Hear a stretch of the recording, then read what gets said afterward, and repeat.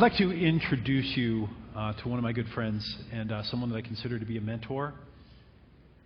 I call this man my intellectual father because he has opened up more kind of channels to higher thinking probably than anyone in my life.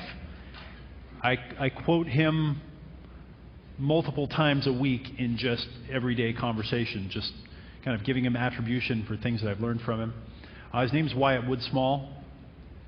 He started out a little slow.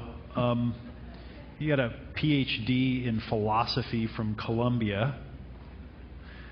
He then went on to, didn't you get a degree in physics too? No. No? Math or something? What do you study? Religion and physics. Oh, physics and religion. Sorry. Okay. So he was going to become a... Oh, you actually are an ordained minister too. This is the most interesting dude you're going to run into in a long time.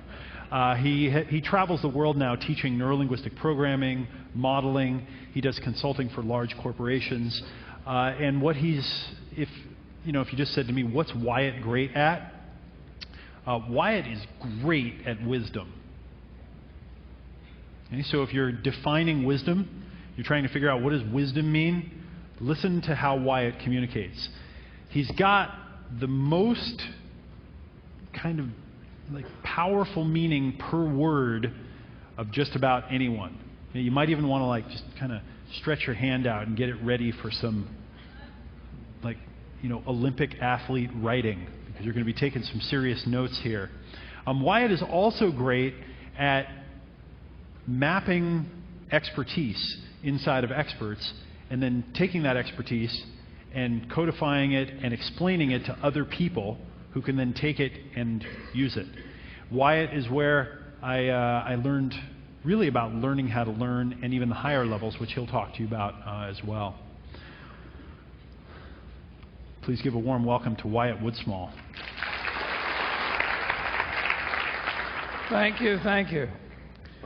Most of my business is international, so I'm used to training around the world through an interpreter. So it's refreshing to be somewhere where people speak English. I just came from Canada and flew in this morning. They do speak English there, and part of it. So, any case, so Evan's giving you a little bit about my background that may be relevant to what I have to say. So I'm pursue the strange occupation of being a behavioral modeler. So my wife Marilyn and I find experts, figure out how they do what they do, and then design ways to transfer that. And we did a project a couple of years ago in England where the government of the UK had us come in and model 50 successful entrepreneurs. And we created the EntreCode, or the DNA of entrepreneurship, which was the code that tells you what an entrepreneur is and what an entrepreneur does. And there are a lot of wannabes out there, but there are not a lot of real entrepreneurs from our point of view.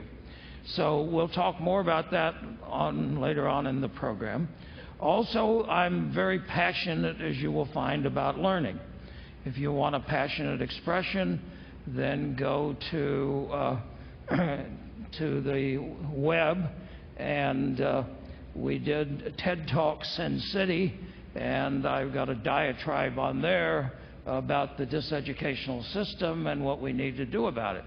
And we had the good fortune of modeling perhaps the most remarkable gentleman I ever met. His name was Michel Thomas. He could teach people to speak a language proficiently in 5 days, where most universities fail to do so in 3 to 4 years. And so, anyway, so that's a little bit about where I'm coming from. Most of my business is international. I've trained in 28 countries, and I'm going to pick 2 more up within the next couple of months, so I'll hit the magic 30. So my perspective is bigger than someone that's just focused. In fact, one of the things I really recommend is that you need to have an international perspective. People in the United States are the most chauvinistic nation in the world. Americans don't want to learn other languages, and Americans don't want to learn from other people. And I've got bad news. the creative mindsets in many areas long ago moved overseas, and a lot of what's happening there is much more interesting and exciting. So if you've only got a parochial perspective, which a lot of people do for the area you live in, then you're very limited. All morning, Evan's been talking about perspectives, looking at things. One of the questions was, what is wisdom? And Gregory Bateson, one of the precursors of cybernetics, says wisdom comes from multiple perspectives. In most cases, we've only got our own perspective, and we need multiple perspectives. And so one of the things I'm going to be talking to you about today is how do you get these multiple perspectives so you can look at things in different ways. And international travel and international business is an excellent way to do this, because you find not everybody thinks the way you do, and you don't realize that everybody doesn't, because everybody you meet thinks the same way you do. And when you realize that, gee, there's another perspective, then once again, the more perspectives, the more wisdom. Evan talked about a gentleman who both Evan and I prize very highly, which is Ken Wilber. And so Wilber says perspectives are all there are, so choose them wisely, and the more you have, the better. And what happens is that people have their individual perspective, and they see things one way, but the more ways we can see it, then the more wisdom that's introduced in the situation. So I'm going to talk a little bit about learning how to learn, and about several other things I would advise you in a program like this to be aware of so you can get the maximum amount out of it. So first, what is learning? Evan asked you that question. And one of the people that have been through a workshop Evan and I have done in the past, quoted off a paraphrase of what we say in that. But an interesting thing happened in modern history. The field of cybernetics developed to study control mechanisms in machines. And so what happened is that first human beings did the work. And then we built machines to do the work for us. But we were too lazy then simply to operate the machines, so we built regulatory mechanisms in order to control the machines. So we didn't need to do it directly. And so in order to do this, a critical part was a process called feedback. Now, feedback is not when I tell you something you don't want to hear. Feedback is information that comes back from the performance of a system that causes the system to change the way it operates. And a remarkable thing happened. People began to study all this and came up with a lot of interesting information on control science. And then somebody realized that when the information that feeds back from our behavior causes us to change the nature and methods of our performance, we have a process called learning. So Evan and I operate out of a principle that there is no learning unless there's behavioral change. If you don't change your behavior, you didn't learn anything. You just keep beating your head against the wall. Learning is doing something different. It's requisite variety. So learning in this course and in life is about change. If you keep doing the same thing you've always done, you'll keep getting the same results you've always got. But for things to change, you have to change. Now, there's some important things to understand about you changing. So I had a friend that came to me and said, Wyatt, you do all this NLP. Why don't you help me with the problems in my life?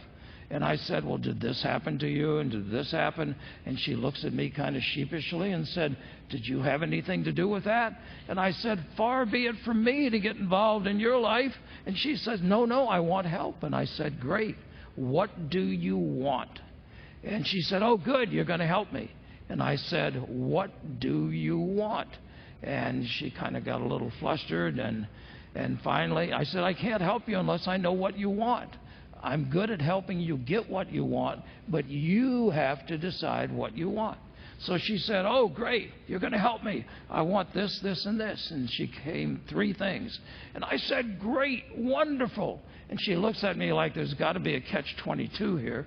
There's got to be something wrong. And I said, if you want this, this, and this, then all you got to do is this, this, and this.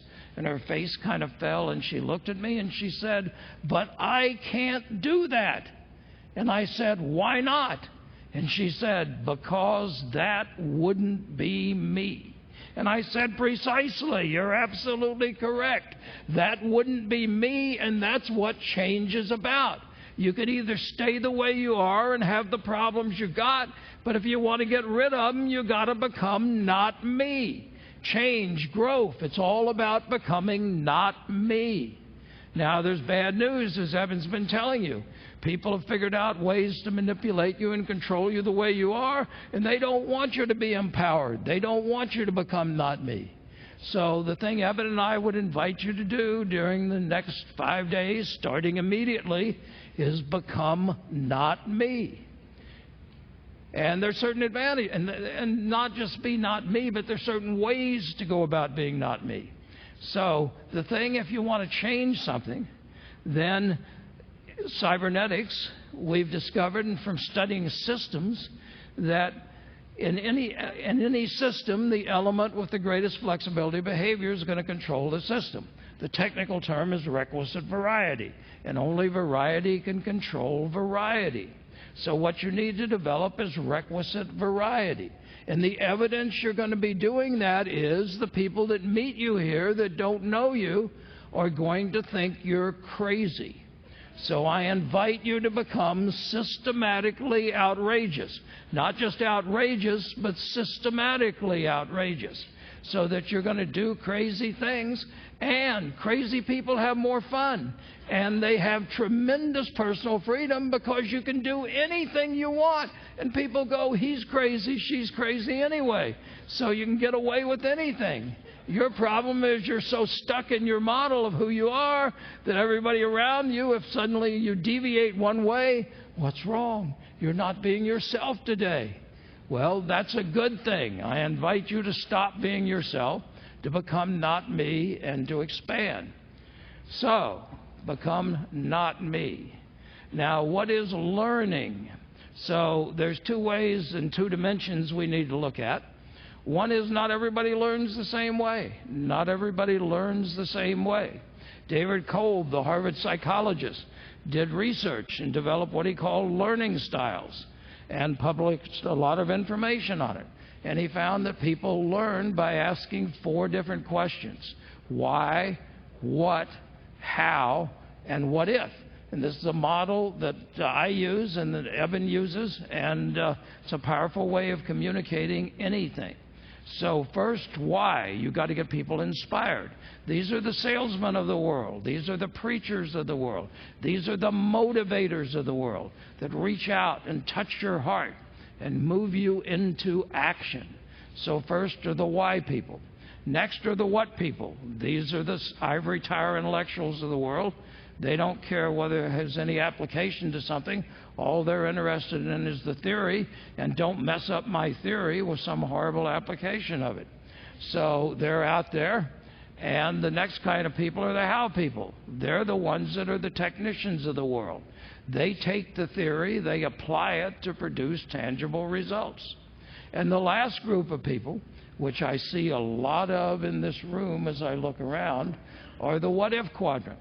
And the what-if quadrant is interesting because the what-if quadrant looks at the situation and they say, gee, there's an opportunity here. This is what we could do with this.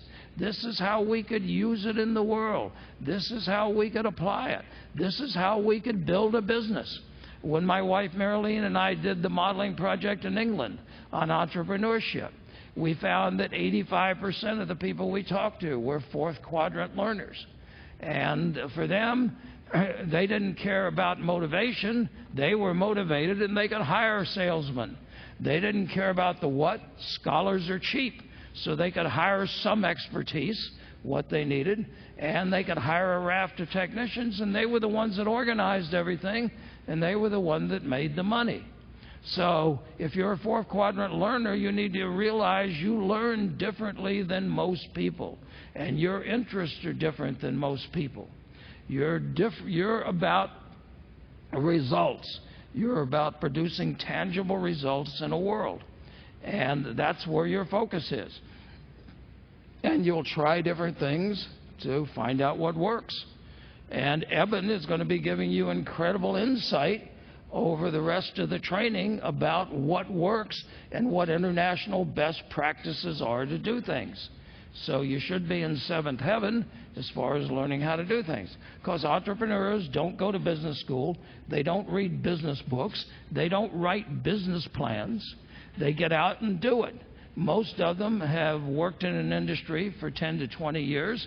They found a need because people kept asking for something, and their company didn't want to meet it, so they decided to create a business to meet the need. And they started with nothing. They begged, borrowed, and stealed until they could get the money to start up. They start up on a shoestring, and then they build from there. This is the typical entrepreneurial profile. So we'll talk more about entrepreneurship later on in the training here.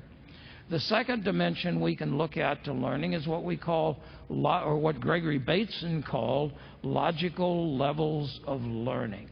Now, this concept of levels is a critically important concept that Eben alluded to in a variety of ways. So, Bateson talked about 4 levels of learning. First level he called zero level. This was to show how much contempt he had for it. Zero level is simply memorizing or rote learning, being able to parrot and repeat something back. Tragically, most of what I call the diseducational system, which is what's out there, basically focuses on rote learning. And Bateson said zero level, zero level. And furthermore, they don't even teach you how to memorize, but we'll come back to that later. So there's a lot of zero-level learning out there, and if all it is simply taking notes and being able to repeat back and pass a word test on the end of it, then that's zero level. I don't think any of you here are going to fall into that trap. And knowing my friend Eben, I don't think he's going to allow you to fall into that trap. So it starts with zero level. And then learning level 1 is applied learning. It's like, what do we do with it? How do we use it? So what? The great universal question. So what? And so level 1 is applied learning. And most of you all are involved in applied learning. You're not interested particularly in management theory and entrepreneurial theory. You're interested in results. You're interested in what works. How can we apply it more effectively, more efficiently? So productivity, profitability, all of these things go in hand. But this is then applied learning. And there's a lot of applied learning in the world. And if you're in a technical field, then a lot of the learning is applied learning. And in your organization, you may have to have, Eben talked about technical learning, so you may have to have people come in and teach you how to use the computer, how to install new systems. So that's technical. Now then, each of these we're going what we call meta. We're backing up or moving out to what the next level is. And the next level is learning how to learn. So if you give people a fish, you feed them for a day. You teach them to fish, you feed them for a lifetime. So level 2 is learning how to learn. Now, the world has changed. In my parents' and grandparents' generation, you learned a job and you stayed in that career for your entire life. The statistics are that today people may have to change careers 4 or 5 times in their lifetime. And if you're going to have to change careers, then learning's not something you simply do when you're a kid in school. It has to be a lifelong process. So what's the most important thing anybody can learn? What's the most important thing anybody can learn? The most important thing is to learn how to learn. to learn how to learn. And the diseducational system totally ignores that. They're so busy cramming zero-level content into people's brains, into the brains of your progeny, that they don't bother to teach anybody how to learn. So the most important thing for you to learn is how to learn. How to learn and how to make results. So, once you know how to learn, then you can go into any situation and you can learn what you need to do to be successful by yourself. So learning how to learn is the most important thing you can learn. Now, actually, we don't stop there. Then the next thing we go to is what we call generative learning. So we go back even one more stage out. And this is learning how to learn how to learn. Now, that's what we call meta-meta, and that may be expanding your thinking to a level you're not necessarily comfortable with, but this ability to go 2 levels meta to anything is a critically important characteristic of wisdom and understanding. So learning how to learn how to learn. If you can learn that, you can drop you off anywhere in the universe under any circumstances, and you're going to be successful because you learned how to learn in any different context. Now, learning how to learn is a radically altered state. Evan has already mentioned one of the things I say, that learning occurs at the edge of your comfort zone. Otherwise, you're simply doing the same thing and reinforcing the stimulus. But when you do something different, then so learning how to learn is a radically altered state. And if you can get people to that level, then amazing things happen. This is generative learnings. Evan was calling transformational learning. This is beginning to make a big difference, beginning to get people to a totally different level. So when I do trainings, what I'm really focused on is I'll do a 19 or 20-day training to train trainers to train. And in that, I want to have them an experience of getting them to at least level 2 and trying to push them to level 3. So you take them to the edge of their comfort zone, and you gently push your hand on their back and push them over. And like the baby bird, when the mother pushes it out of the nest, they suddenly discover they have wings and they can begin to fly. What we want are flyers. Okay. Next thing that's important to understand is what I call the hierarchy of information. So, first is data. The world is drowning in data. So you've seen the statistics that like the amount of data in the world doubled over a couple thousand years and then doubled over that over 1,000 years. And now with data banks and computers, and the amount of data storage is like doubling every several hours. So the amount of data is just overwhelming. And the good news is that 99.999999999% of that data is totally irrelevant to you. It's totally irrelevant to you. But a small amount of that data, a very small amount of that data, is relevant. And we call that information. It informs you.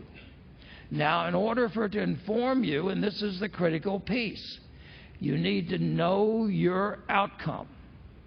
You need to know your outcome.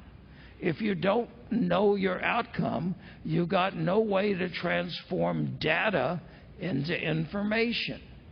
So of all the data out there in the world, of all the books written, of everything that Evan and everybody's going to be teaching you over the rest of the training here, then some of it is going to inform you. But it's only going to inform you if you are clear what your outcome is. In NLP, we have 4 legs. Know your outcome, have enough sensory acuity to see whether you're getting it, have enough flexibility of behavior to vary your behavior till you get the response you want, and take action now. So everything starts with outcomes. And if you don't know your outcome, you got no way to figure out what in the world is going to inform you about that outcome. So you got to have clarity in your mind about where you're going to go. Otherwise, you just wander blindly in the darkness. And so you've got to see the light. You've got to have the outcome. So you need to start this training with your outcome clearly in mind, because that allows you to change data into information.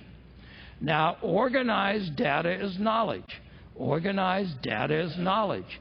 Evan is a master of organizing data and organizing information into knowledge. So he's already told you the various things that you're going to learn to do as an entrepreneur in this training. And he's gone out and collected the international best practices, and he's organized that body of knowledge so that then organized information is knowledge. He's took the trouble to put it together for you. Now, Evan and I can share our knowledge with you, but there's something more important than knowledge. And what's more important than knowledge, the next step up the ladder, is understanding. And there's a simple formula. Knowledge plus experience equals understanding. Knowledge plus experience equals understanding. So, I can give you the knowledge, Evan can give you the knowledge, but unless it matches your experience, you don't understand it. Most people have far more knowledge than they can ever use in 10 lifetimes. What they need is experience. They need to use it. They need to go out and apply it and see what happens. So, of the things you're going to learn here, the knowledge is invaluable. But unless you change it into understanding, it's going to be of limited utility. And the only person that can change it into understanding is you. And the only way you can do that is by experiences that connect with the knowledge. And Evan will be doing some exercises during the training to try to give you some experiences. But you come here, you've got experiences in the business world, you've got experiences in life. And it's about connecting up with those experiences to the knowledge that you're going to get. And then we have understanding. Now, Evan and I cannot share our understanding with you because each of our understanding is based on our own set of experiences. So it's going to be up to you to bring your experience. That's what you bring when you walk in here. That's what you bring to the table. And we'll provide you knowledge. You connect the knowledge with your experience, and you've got understanding. Now, it doesn't end there either. So, understanding plus more experience of a diverse kind equals wisdom. Wisdom comes from multiple perspectives. Wisdom is a deeper level of understanding because you've had wide variety of experiences. So who are the people that we consider to be wise? Are they the scholars of the world? Usually not. They're experts, but we don't particularly consider them wise. Wise people are people that have practical experience and that can tell you what's the best way to go about doing things.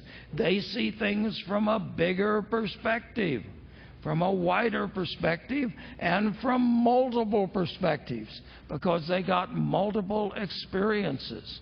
So we encourage you then to move beyond understanding, and Evan started with what is wisdom? An interesting question.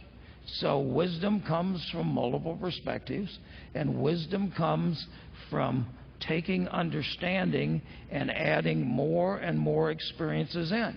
That's why earlier I was talking about global perspective. So many people in the United States are incredibly chauvinistic, and they operate out of a very limited perspective. So the more perspectives you can see, then the more complete your understanding will be, and the more perspectives, the greater the wisdom. One of Evan's friends, who's become a friend of mine, Joe Polish, who was one of the guys I was mentoring, so he said, "Wyatt, how do you read a book?" Because Joe has really got a desire to be better and improve himself and everything. So he spends a lot of time reading books, but he's not satisfied by the experience. So he said, "How do you read a book?" And I said, number one, you don't. So you shouldn't just read a book. That's a total waste of time. So what do you do with the book? So what you need to do with the book is you need to enter into an inquiry. So in order to inquire, you got to know what your outcome is. So in reading the book, there's going to be stuff you already know. And Evan sometimes likes to say that one of the characteristics of people is they see only validation. And so you get people that read the book, they come in with their preconceived ideas of the world, the way the world operates, and they see here and they see here, and they go, look, it's in all of these books. It's in all of these books. Because the only thing they're seeing is what confirms what they already know. That's pretty much a waste of time. So that's not what you really want to be looking for in the book. There's a couple of things you want to be looking for. What don't you know? What is new knowledge? What is new knowledge that can expand the model you already have? So what is it you don't know? And then most important is, what is it in the book that challenges what you think? That challenges what you think. You could be wrong. You probably are. And by finding out where you're wrong is the most important thing you can learn. Finding out that you're right, that's not particular value. But finding out where you're wrong, that's incredible value. Because now you have an opportunity to adopt another perspective. And as you drop another perspective, you're going to be much more successful. So you don't just go get books off the shelf and start reading them. You have clearly what your outcome is in mind, and you're using the book as a research project. And you're trying to find those things in the book that contradict what you already know or that expand and add to what you already know. So knowledge is a continually growing thing. It's a growing thing. It gets bigger and bigger and bigger. Now also, what's important is to begin to see the connections, and to go meta.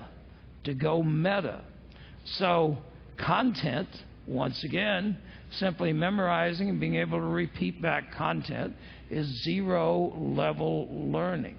What you're looking for is the connections. And you've got to integrate what you know and what you're learning into what you already know. The future belongs to the integrators. So it's about David Kolb, who I talked about the 4 learning styles, and he's got names for them. And one of them he called assimilators. So what is to assimilate? A biological metaphor. It's to take in and to connect up. To take in and to connect up. So that's what you need to be doing then. You need to be taking in, but you need to connect up. Because it's the connectivity of knowledge that counts. Knowledge in isolation is data. Knowledge that's connected and that informs us then is knowledge. And when we add experience, we get understanding. So what you want to focus on then is the integration, and you want to focus on going meta and seeing structure, seeing process. One of the reasons NLP is successful is because it studies process. As a modeler, I study process. People ask questions like why, what. The question I ask is, how do you do it? How do you do it? How can you do that? And then figure out ways to design to transfer that ability to other people. We call that modeling. Okay, how do you learn in a lecture? So, one is repeat back everything that Evan and I and any of the other instructors tell you immediately behind. So in your internal dialogue, you need to be repeating back everything we say. Now this does 2 things. It forces you to stay in them now and to be paying attention to it. And second, it immediately reinforces it. We've done a lot of research on memory, and if we simply goes in, Unless we reinforce it, we forget it. If we reinforce it, we can remember it. So by immediately repeating it back in your own words, plus I've discovered over the years that people tend to pay a lot more attention to what they tell themselves than what I tell them to do. So if you hear it in your own voice, it's different than hear it again in my voice. So listen to my voice, listen to Evan, listen to the other presenters, and then repeat back what we say. Now, Evan is always nice to provide everybody with notebooks. He also, interestingly enough, provided you with this metal contraption. And for those of you that are information junkies, I thought, great. And I open it up, and there's nothing there.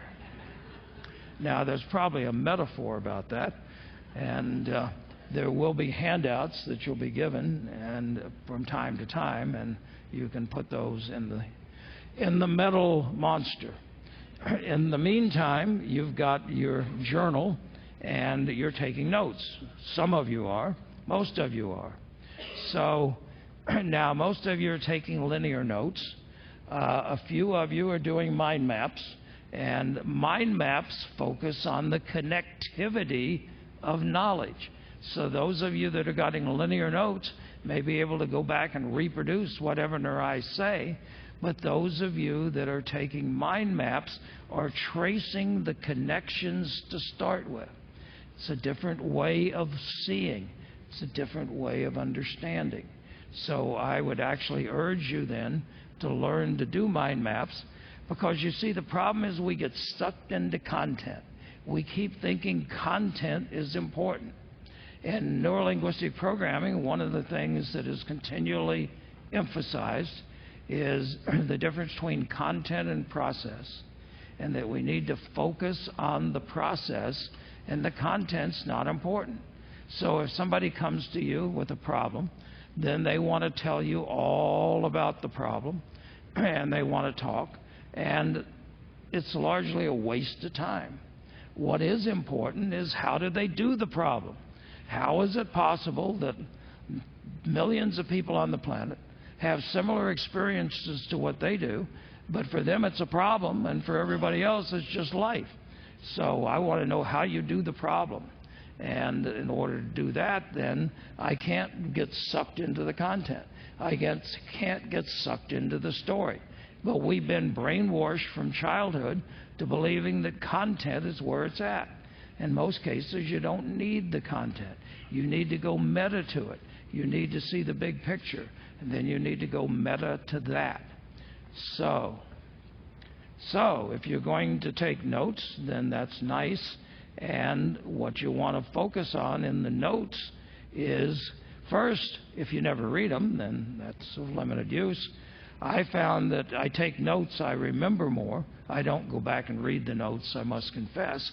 But I experimented where I didn't take them, and my memory of the material was greatly reduced. So there's a benefit simply to listening to writing it down.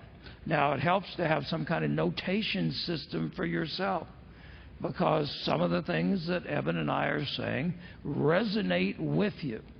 So I'll put a star beside it while I'm doing it. And then things that really resonate, I'll put 2 stars. And things that are critical, I'll put 3 stars. So when I go back and review, I'm looking for the 1, 2, and 3 stars.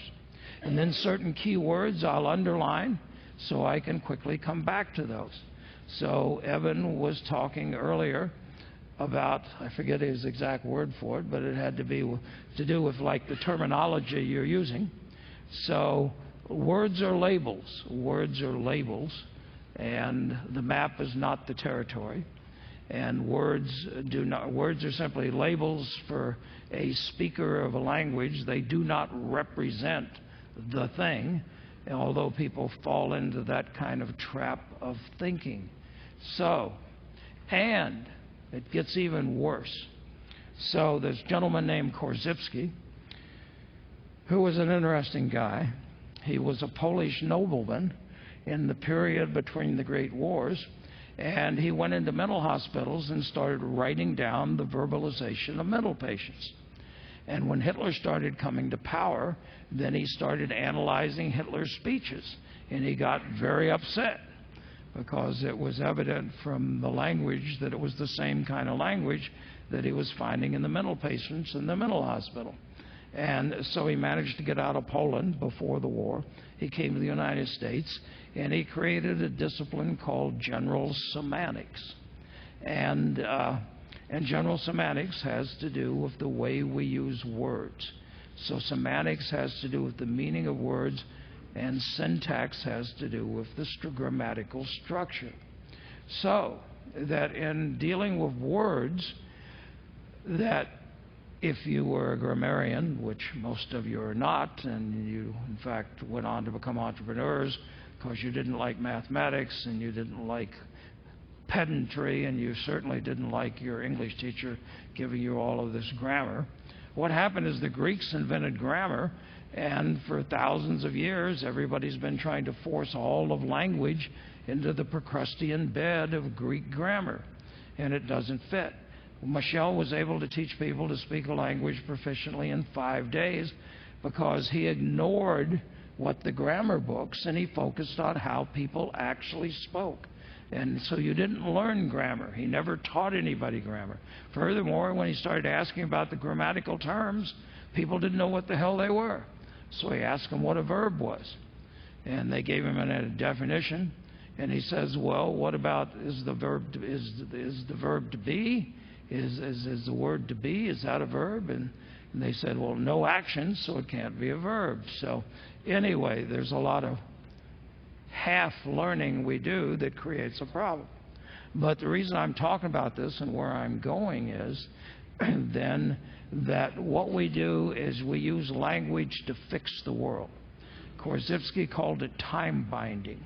And so that we have words, and these words we assume are fixed, unchanging objects. The words represent fixed, unchanging objects. So what we do is, what the language we speak, we take a dynamic, moving, changing world, and we reduce it to a fixed, static world. So the technical term for it is when we do that, it's called nominalizations. It's when we take a verb and make it into a noun, which we do in language all the time. And the reverse process is called to denominalize, which is to take the verb, the noun, and put it back into a verb. Because as long as it's fixed, we can't change it. But if we denominalize it, then we go back to the process and we can change it. But we think in terms of nominalizations. We think in terms of fixed categories. It's in the very nature of the structure of the language we habitually use. Blame Aristotle. He was the one that started this whole thing. Bertrand Russell, in his great book, The History of Western Philosophy, starts off his chapter on Aristotle by saying Aristotle was a brilliant person, and his ideas held sway over the community for 1,500 years. But virtually every advance in philosophy in the last 500 years has had to start with an attack on Aristotle, because everybody got caught up in these fixed categories and living in a static world. Where today we live more and more in a dynamic world, and the business people are more aware of that than anyone. So we need to be able to denominalize. We use words in our language all the time. And the most dangerous ones are the ones where we don't even have a verb to go with it. So I've got a problem. So there's no verb to problematize. So what are you doing to confuse yourself or to convince yourself you have a problem? Now, as an entrepreneur and as a business leader, you need to learn to think in terms of process. You need to be aware, as Evan kept pointing out this morning, of the language you're using and of the implications of that. And you need to go back to process. Process can change. If you think in terms of fixed categories, which is hard not to do because the language you habitually use is based on these fixed categories. and we live in a process world. And some languages are more process-oriented than others, but most are not very process-oriented. Presumably, the language of the Hopi Indians would be one of the better languages for actually talking about quantum mechanics, because they talk in terms of process, the act which brought you here to the room. So in any case, think in terms of process and be aware of the nominalizations. Now then, there is traditionally, when you study philosophy, you learn that there are a couple ways to work with ideas, and it's called analysis and synthesis. Analysis is to take things apart. Analysis is to take things apart. And we live in a world in which people are good, and most of you are really good at analysis. You're good at taking things apart and moving it into the components. The opposite is synthesis, to take a bunch of seemingly unrelated things and to bring them together to create a new whole that's greater than the sum of its parts. So what you really need to do, and if you really want to be successful as an entrepreneur, is you need to have this ability to synthesize, to take various isolated pieces of information that don't seem to have any obvious connection and to find a connection. To do that, you've got to look at what is the greater whole of which there are parts, which leads us to what we call systems thinking. So if you want to be a successful businessman or businesswoman in the 20th century, you better learn to do systems thinking. So what is systems thinking all about? So a whole is made up of parts. A whole is made up of parts. And the old approach, in order to making the world better, is to make better parts. So this kind of thinking is alive and well in most businesses in the world today. That if we can come up with better parts, so let's say we want to build a better car. So we go out and we find, okay, who's got the best engine? Maybe Rolls-Royce has got the best engine. Who's got the best brakes? Maybe Westinghouse has got the best brakes.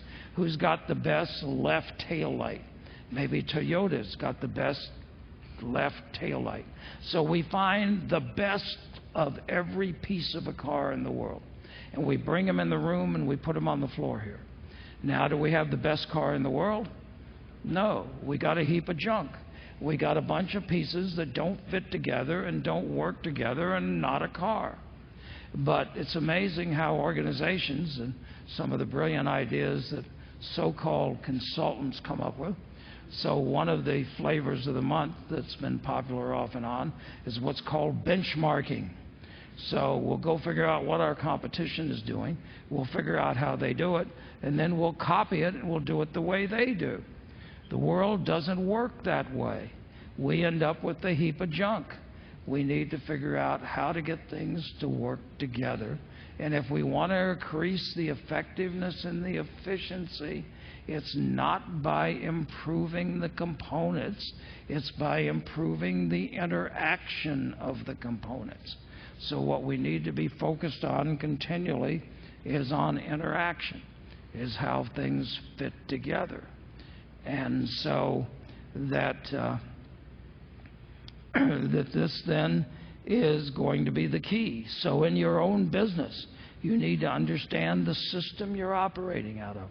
And cybernetics today, when it goes into a business, then the things you're looking at is what are the control structures of the business, how does information flow in the business, and one of the most important things is what's called requisite variety. So if you want to control the business, and I know a lot of you are control or out of control or think that the key is to have control and that the business is frequently out of control. So what cybernetics then, when looked at businesses, particularly a gentleman named Stafford Beer, so he said, if you really want to understand what's happening in the business, you need to figure out how much requisite variety each of the part of the business has. And in many cases, you get bureaucracies. They've got so much requisite variety that there's no way to control them. There's no way in the world that you've got enough flexibility, because they're going to undo anything you try to do. So if you just try to go in here and change this, the fundamental rule of system thinking is the harder you push, the harder the system pushes back. The harder you push, the harder the system pushes back. And the system's got more force and more strength than you do. So pushing and force is not going to do it. The only thing that'll do it is requisite variety. Only variety can control variety. It's only when the variety you have in managing a system, and you have more variety than what you're managing, then you're going to be able to manage it. Otherwise, you're not. So you need to increase your variety and decrease the requisite variety of the people you're trying to manage in your organization. So you need to learn to think in terms of systems. Learn to think in terms of systems, not in terms of parts, but in terms of wholes and in terms of the interaction of the parts of the wholes. It's the interaction of the parts of the wholes that's the key. So as entrepreneurs and running your businesses, you need to look at the business in terms of what are the systems you have in place in the business. What are the systems you have in place? And it's an interesting thing. I've got one of the guys I did the modeling project on entrepreneurs with, a gentleman in England named David Hall, who's one of the leading experts in the UK on entrepreneurship.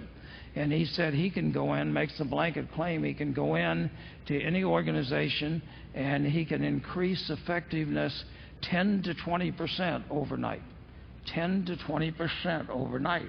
That's a pretty broad claim and a pretty big number. So how does he claim to do that? And he says in every organization he goes into, people had set up systems that worked. They set up systems that worked, but they stopped doing them. It's what he calls system slippage. And simply by going back and all of the systems that have slipped that you created and jacking them up again and getting them back to work, you could increase 10 to 20% overnight. So be aware of system slippage. Now, in many cases, you may not have systems, or you may not be aware of the systems, and you think you manage people. In order to manage, you don't manage people, you manage systems, and the people are part of the systems. Now, how do you measure the effectiveness of a system? How do you measure the effectiveness of a system? And how do you decide how to make wise choices in your business? So, there's a thing called ecology, ecology. So, how many of you have heard the word ecology? Okay, good. How many of you do ecology? How many of you are concerned about ecology? For how many people is it? So it could be the ecology of your business. The ecology of the planet is something that's in grave danger at the moment. So what is ecology? It came out of the biological sciences, and you can get a degree in it. And what it did is it would study ecosystems, selected systems, and then what it would do is it would trace the consequences of change throughout those systems. So if I do this, then something else is going to happen. And when that happens, then something else is going to happen. So the great science fiction writer Frank Herbert, who wrote Dune, the best definition of ecology I know is the one that he quotes at the beginning of Dune, in which he says is ecology is the study of consequences. Everything you do has consequences. Everything you do has consequences. Some are good, some are not so good. Some you intend, some are not intended consequences. So everything you do has consequences. Wise choices look at the consequences to decide whether you're going to engage in an action or not. And there are certain rules of systems. Ecology is a function of systems. And frequently things get better before they get much worse. So what happens if you're only looking at the moment and you're only focusing on what's happening now? You're missing the bigger picture, you're missing the consequences, and you end up doing dumb things. So many businesses are like they've got one dimension they're measuring on. They're chasing profit, and that's the only thing they're looking at. And they make decisions that may bring in money in the short run, but may destroy the business in the long run. So you need to focus then on what will then maintain and what will be the long-term consequences. Well, the problem with the world today is politicians, business leaders. They're there for a short time, and they're focused on what's going to give them the biggest payoff in the moment, and ignore the consequences for what's happening down the road. The statistics on entrepreneurial businesses are frightening. So, the first thing is, the good news is there's a direct correlation between the number of high-growth startups and the GDP of a country. And the two countries with the highest GDP are the United States and Israel. And they have the highest number of high-growth startups. A high-growth startup is a business that starts from virtually nothing and then builds and employs more and more people as it continues to grow. So what we want are high-growth startups. But that's not what happens in the world.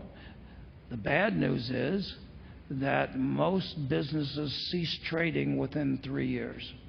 Most businesses cease trading in 3 years. And in the corporate world, the news is just as bad. It's just that it's going to take them longer before they're going out of business. So most businesses start going out of business the day they open. They're on a glide path to oblivion, and it's only a matter of time till they get there. So you don't want in your business to be on a glide path to oblivion. You want a high-growth startup. And in order to do that, a lot of the things that we're going to learn over the next 5 days are going to help us learn international best practices of how to do that. And still, at the same time, we've got to be aware always of the consequences of our actions, and we've got to trace it through the system. And what would happen if you get what you want? What would happen if you get what you want? It may not be the best thing. So we need to focus on ecology. Evan talked about adaptation. There are different metaphors we can use to look at how a business operates. And so one of the first metaphors, when businesses begin to come into being and during the Industrial Revolution, is everybody looked at machines that were revolutionizing manufacturing and production and a lot of things. And so then the first model of a business was it was a machine. And the machine had interchangeable parts. And if the parts didn't work, we took them out and we put in other parts. And it started, how long do you think managers have been around in the world? When did the modern concept of management come into being? So most people would think, well, you must have had managers to build the pyramids. There must have been managers forever. Well, the modern concept of management actually goes back to the 1880s, not too far from here in New York, when they had two trains have a head-on collision between Albany and Buffalo, and people got killed.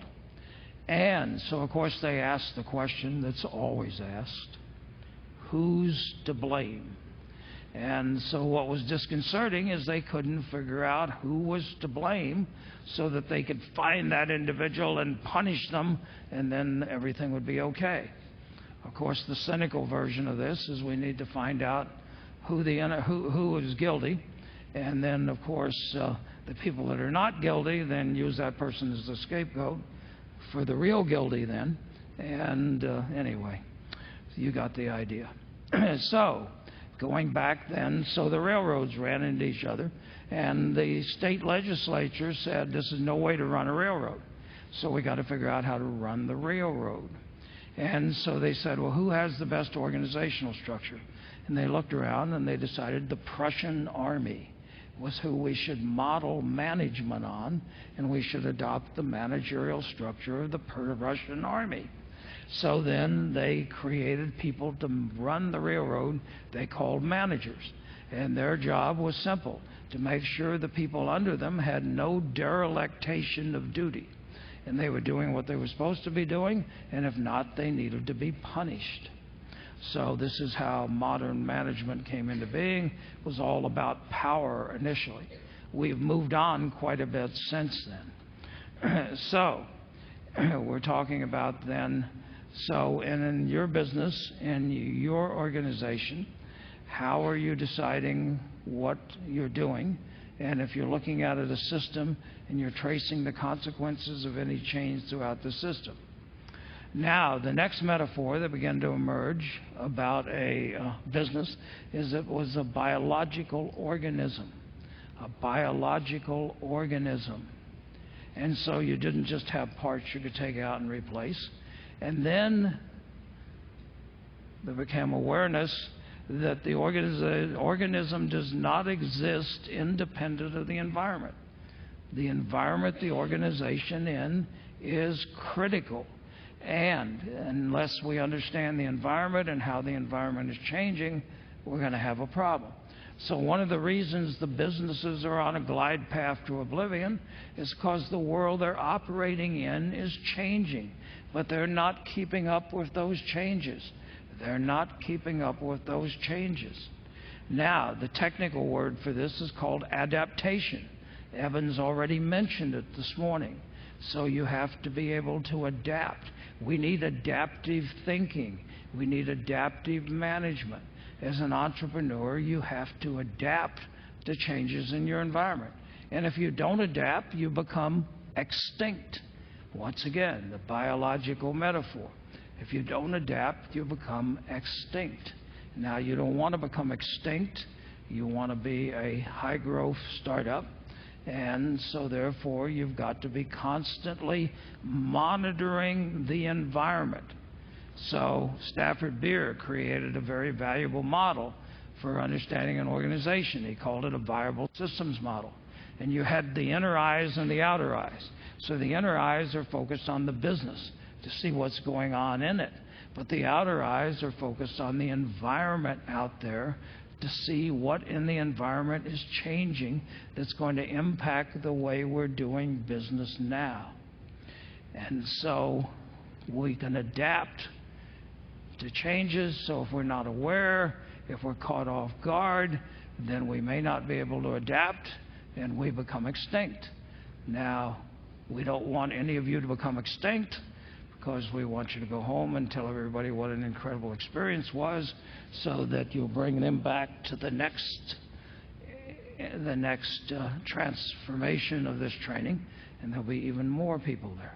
So, adaptation. Evan has given you a bunch of really critical, important concepts that you need to be focused on.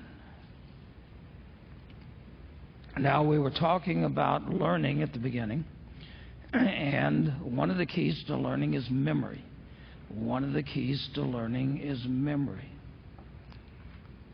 Memory allows us to know the way things are in the past. And we remember stuff in different ways. And you need to be aware of how you remember stuff and what the best way for you is. So frequently, more successful people have visual memory. So everybody wants to have so-called eidetic memory. So you can look at a piece of paper and then recite verbatim what was on it. Most people don't have that ability. It can be developed through practice. And in any case, you remember things by making pictures. So that's visual memory. So when you read a book, when you read fiction, then what you're doing is it's not like you're reading the words. What you're doing is making a movie in your head of what the words say, and you're dreaming the book.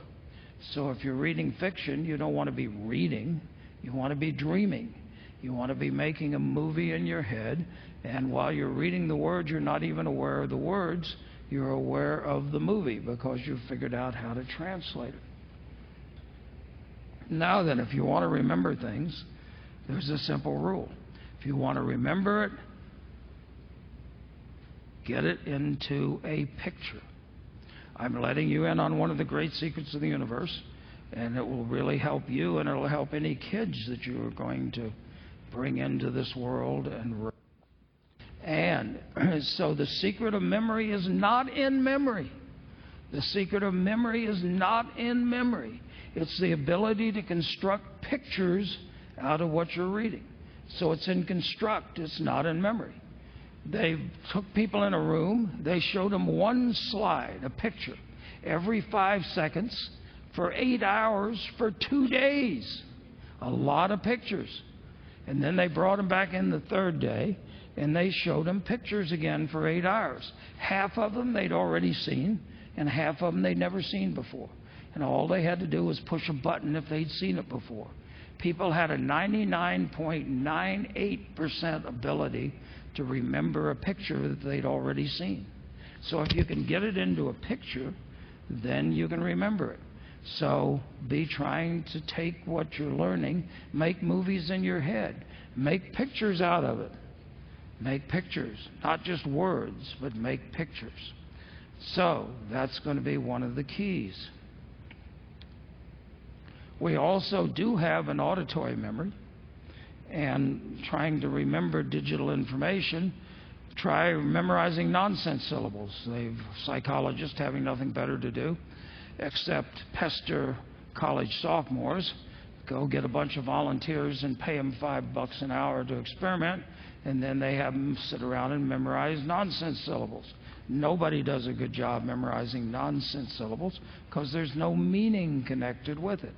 The thing Evan was talking about earlier is words. Once again, I keep emphasizing, words are not the things. Words are tokens that a people of a language use to represent the things. And so that we make our world up out of words, but the words are not, the map is not the territory, the words are not the things that they're connected to. And try speaking to a speaker of another language, and they're using entirely different words, and you got no idea what they're saying. It's called meaning. So, actually, we live in 4 different worlds. We live in 4 different worlds, but we think we all live in the same world. So, one of the worlds is the world of space. This is the visual world. The visual world is the world of space. The auditory tonal world is the world of sounds, what things sound like. And this is the temporal world, the time world. All temporal distinctions, all auditory distinctions are temporally sequenced. We live in a world of sensations, of the sensations in our body. And we live in a world of meaning. We call this the digital world. The digital world. So if we want to remember something, make it into a picture. We've got incredible ability to remember pictures. The reason technical material is so hard to read is because we don't have pictures. And our teacher, of course, the most abhorrent thing to any English teacher in the world, and the greatest travesty as far as they were concerned that ever happened, was the invention of the classic comic book. Because people could take all of the great literature of the centuries and go down and buy their classic comic book and see the pictures and go through without ever reading it. And they were horrified by this. Whereas if you read the classic comic book, you probably have a better memory for that than the people that read the book. And so anyway, the pictures are an important thing. The next thing is auditory tonal. What does it sound like? So if you want to remember something, make it into a song. Make it into a chant. I was doing a training in Dubai. Not in Dubai. I was doing a training in Riyadh. And so I do this thing. I explain this weird thing called behavioral modeling. So I was going to teach a part of the training on that. And I said, what's unique to the Arab culture that we can model? And they said there's 13-year-old kids that have memorized the Quran. And I said, okay, that's interesting. Now, the Quran is, compared to the Bible, it's a pretty hefty book. And you don't read the Quran, you chant the Quran, which is totally different than the Christian and most scriptures. So anyway, they brought in this 13-year-old kid who had memorized the Quran in Pakistan, and he didn't speak a word of Arabic. He had learned to sing a 300-page song, and he could do it verbatim. And so I said, "What are you doing?" He says, "My teacher's saying it right here, and I'm repeating right after my teacher." And somebody in the room said, "Where does this word appear in the Quran?" And he immediately says, "It appears in 2 places." I was impressed. So once again, auditory memory, the Vedas, which are the Hindu scriptures, which now we're talking about a stack of stuff this high, was passed down for thousands of years by word of mouth. It was chanted, and it went from one generation to the other. So if you want your children to remember something, make it into a song, make it into a mnemonic, make it into a chant. And so help your kids out. Help them come up with these mnemonics. I was in high school years ago, back in the days of my more extreme youth, and I was in biology. And I didn't like biology because it was all memorization. I liked physics because it made sense, and there were mathematical formulas. But biology, you had to memorize all this stuff. So we were having a test, and we needed to have, we had a list of like 75 different things, and some were called by viruses, some were called by multicellular organisms, some by bacteria, and there was about 5 categories. So we had like 5 categories, and we had like 75 things, and we had to try to memorize which category they fit into. So I sat home, of course, the night before the test, repeating it to myself again and again and again, the way most of us think you're supposed to learn, by repetition. So I came in the next day, and the teacher says, "Study with the people at the table and the table behind you for 5 minutes, and then we'll have the exam." So the guy behind me was a straight A student in the school. So I turned to him, and I said, "What are the, like, I don't remember which one it was, but it was like, what are the viruses?" And he said, "Tippy-tie-tubes and hoops-tie-boobs." And I went, "What?" And he said, "Tippy-tie-tubes and hoops-tie-boobs." And I said, "What's that?" And then he started unpacking it. So it was like typhoid fever, tuberculosis, undulating fever, and through the whole thing. And then I said, "Well, what are like the bacteria?" And he said, "Scared men room together." And I said, "What is that?" And he said, "Scarlet fever, meningitis, rheumatic fever, meningitis, and tuberculosis or something." So he got an A+ on the test. I worked my ass off and got my B+ in biology. I worked a lot harder than he did. I had a lot better memory than he did. But he had a hell of a lot better system. And 50 years later, I still remember tippy-tie-tubes and hoops-tie-boobs.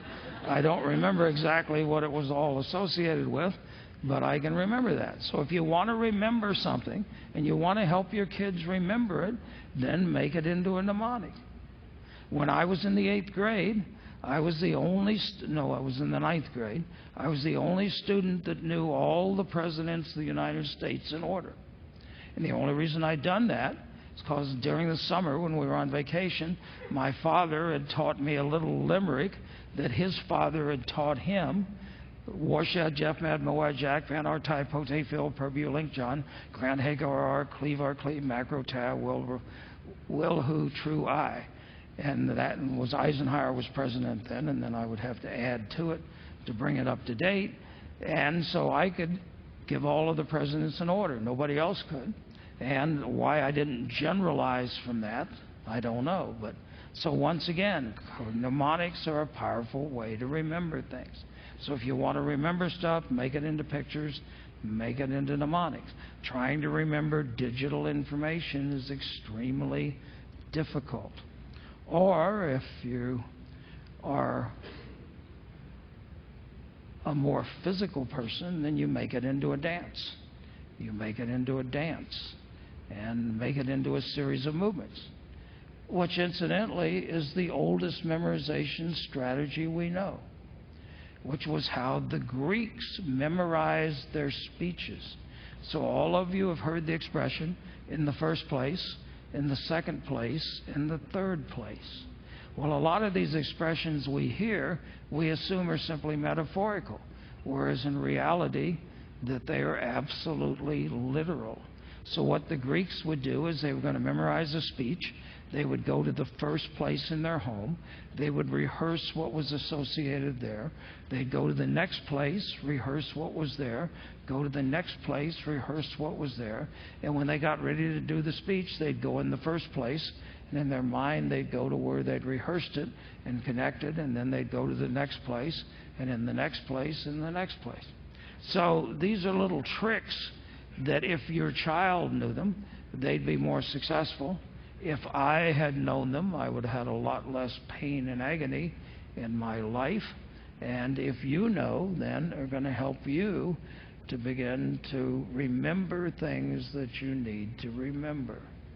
Everything starts with motivation. So we said the why, what, how, what if. So it starts with the why question. How do you motivate? How are you going to motivate yourself for the next 5 days or 6 days to learn what you're going to learn? So how do you motivate yourself? So once again, the way to motivate yourself is you need to be focused on your outcome. You need to be focused on the business you have or the business you want to create. And one of the things I like to blow poor Eben's mind with is one of the things I told him was the universal conundrum is, does the universe push or does it suck? So there's only two ways to motivate yourself. You either push yourself or you find something that sucks you into it. So both work. Being sucked is usually easier than being pushed. So what is it? Why are you here? Why are you here? What do you want to get out of this training? What will having that do for you? And now there are two reasons people frequently want to do things. They want to get something or they want to avoid something. Eben already mentioned that. Toward and away from, these two words. We do things to acquire something we want. But in order to do that, we got to know what the hell it is we want so we can be focused on that and be making those connections, which is why at the beginning, if you don't have a clear outcome, then you got no way of separating through. There's a lot going to happen here in 5 days. In addition to meeting 80 people during the breaks, you're going to be hearing a lot of things, taking notes on a lot of things that can make you one of the most successful entrepreneurs on the planet. And in order to do that, then you got to be clear. You got to be clear where you're going. You got to be clear. Now, some people are here because that they're afraid of what will happen if they're not here, and what will happen that their businesses are failing and they're desperate and they're looking, and we call these moving away from.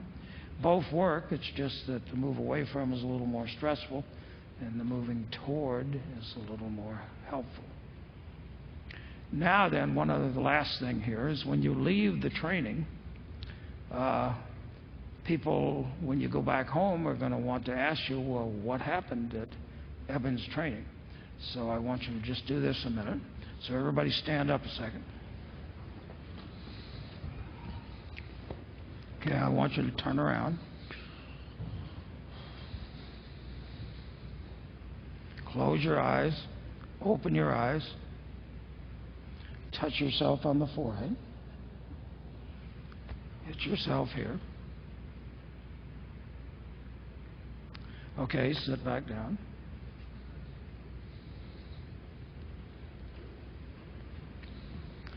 So, when you go back home and people ask you what happened at Eben's training, then you can say, it brought me to my feet, it turned me around, it opened my eyes, it hit me right between the eyes, and it touched my heart. Thank you.